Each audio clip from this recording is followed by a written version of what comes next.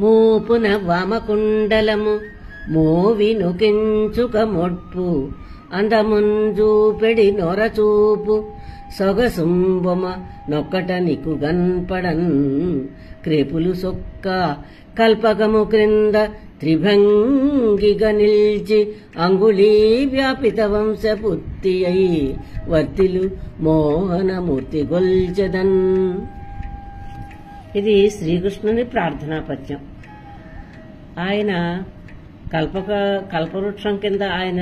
నిలబడినటువంటి భంగిమను వర్ణిస్తూ రాసినటువంటి పద్యం. ఆయన ఎలాగా నిలబడి ఉన్నాడంటే ఆ మోహనాకారుడు మూపున వామకుండలము, ఆయన యొక్క కుండలాలు చెవులకు పెట్టుకున్నటువంటి కుండలాల యొక్క మెరుపు భుజాల మీద పడుతూ ఉండగా ముఖము ఒకంత మోడ్పుతో కొంచెం వంకరగా కాకుండా నిలువుగా కాకుండా పెట్టి ఉన్నటువంటి ముఖముతో అందముంజూపెడి నోరచూపు, ఆ చూపు ఎలా ఉందంటే జగన్మోహనాకారంగా ఉన్నటువంటి ఆ చూపుతో సొగసుంబొమ కనుబొమ్మలు ఎలా ఉన్నాయి, వంకరగా మంచి ఒక విలులాగా వంగి ఉండి ఒక్కట నిక్కు గన్పడన్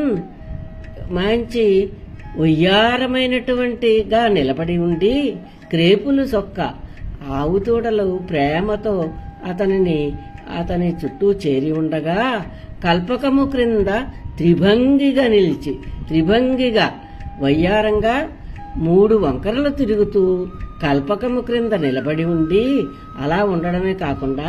అంగుళీ వ్యాపిత వంశపూర్తి అయి ఆయన మురళిని తన సున్నితమైనటువంటి అందమైనటువంటి వేళ్లతో వ్యాపించిప్పచేస్తూ మంచి మురళిని వాయిస్తూ ఉన్నటువంటి అటువంటి శ్రీకృష్ణ భగవానుని, ఆయనని అటువంటి మోహనమూర్తిని, అంత అందమైనటువంటి ఆ మోహనమూర్తిని శ్రీకృష్ణుని కొల్చెదన్, మొక్కుతాను.